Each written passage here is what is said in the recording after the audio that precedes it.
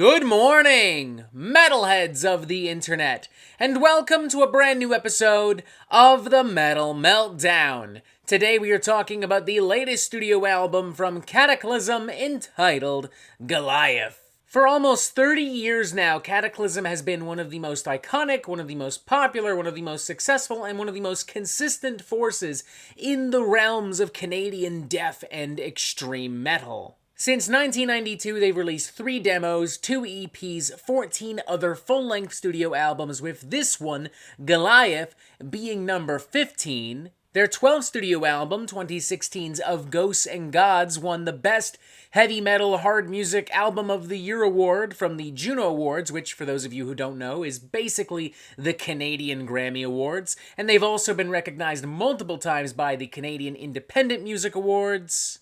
I guess you could say that Kataklysm are to Canada what Cannibal Corpse are to the United States. By no means pioneers or revolutionaries, but more often than not, extremely reliable for a blast of good old-fashioned, gory, meat-and-potatoes death metal madness and brutality. With this in mind, if you know who Kataklysm are, then frankly there is absolutely nothing about Goliath that should be even slightly surprising or shocking or bizarre. I mean, I guess if you're sitting here just desperately looking for some reason to bitch and moan and have a little fit, you could bring up that the band is now using 7-string guitars, and I don't know, I remember when Unconquered came out a couple of years ago, there were some clueless, no fun having peeps and pals arguing that now Kataklysm was a gent band and it was too fresh and too modern and trendy and blah blah blah blah blah.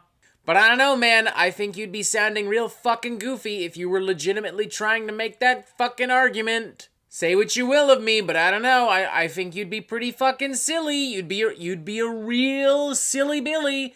You'd be a real goofy muffin if you tried that. I don't know, man. If there is a legitimate argument I am interested in hearing, and in fact am about to make, it's that perhaps Kataklysm are finally starting to lose a little bit of their appeal and luster and power. That isn't to say that Goliath is a terrible record by any stretch. That's not to say that it's boring or mediocre or really horribly or awfully put together. But it is undeniably a very predictable and generic album.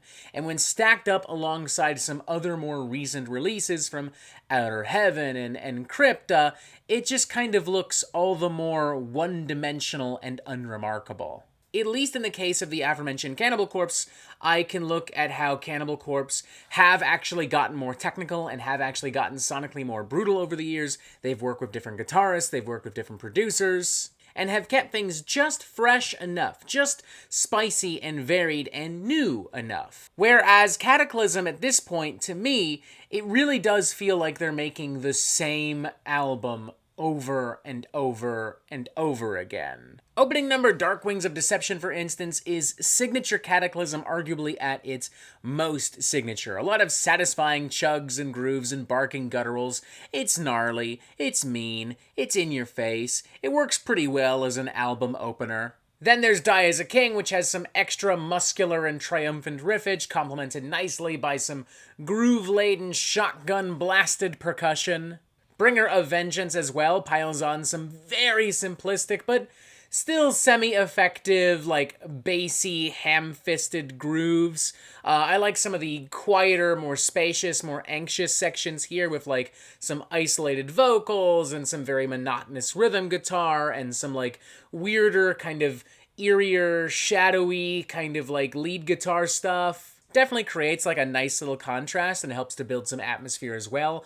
Some people in the past have called Kataklysm Diet at the Gates, and you can definitely kind of see why when it comes to cuts like this. Of the songs that stick the closest to the Kataklysm playbook and formula, I'd say the best would be Heroes to Villains. This legitimately sounds like something that could have been taken off in the Arms of Devastation back in the day. Gravestones and Coffins is pretty cool too. It does have some nice thunderous percussion, and it does gradually get a little bit more heavier and more chaotic and more melodic as well. To the band's slight credit, The Redeemer is a tad different from the norm. It definitely has a little bit more of a thrashy, pissy underbelly to it. I guess you could say that there are some grooves and outbursts that wouldn't be out of place on like a really groovy kind of metallic hardcore record either. But again, it's Kataklysm, doing what Kataklysm do. Another issue I would say I have with this album is some of the lyricism. It is incredibly cliche. It is incredibly basic. At times, it's also incredibly fucking cheesy. Like, I was legitimately rolling my eyes when Maurizio rolled out in the song Combustion. Everything you once believed in is fucked, so fucked, because it just bleeds like edgy, I just learned about politics, 14, 15-year-old boy energy. Everyone sounds pretty good on this thing. Kataklysm sounds tight, confident, raring to go. The production is fine. It's your standard, like, modern metal mixing and mastering. And, that's it, actually. Yeah. I don't really have anything else. I'm feeling a 3 to 5 on this, I guess. I would say overall, I enjoyed this record. I don't think I'd ever really return to it, to be honest, but, you know, if I was at a party and somebody threw this on, I wouldn't, like, be super upset. I wouldn't be like, ugh, this shit, am I right? It's Kataklysm doing what Kataklysm normally does.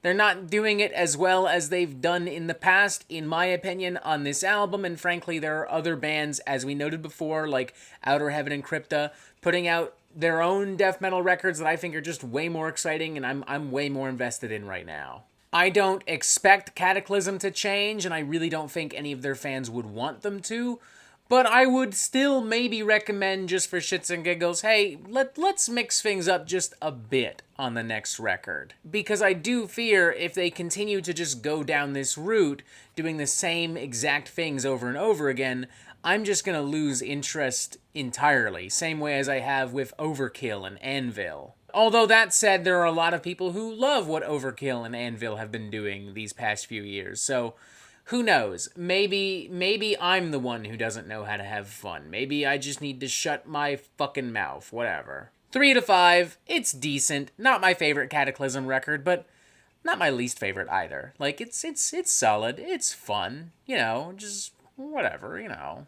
And that is it for the Metal Meltdown. I'm not an expert, nor do I claim to be. So what do you think? Do you like this record? Do you not like this record? And what do you want to hear from me next? And thank you for watching. Make sure you press subscribe right here so you get updates on the Metal Meltdown immediately. Look, there's even more videos here. Wow, holy fucking shit, what the fuck? And as always, you have yourself a fantastic fucking day.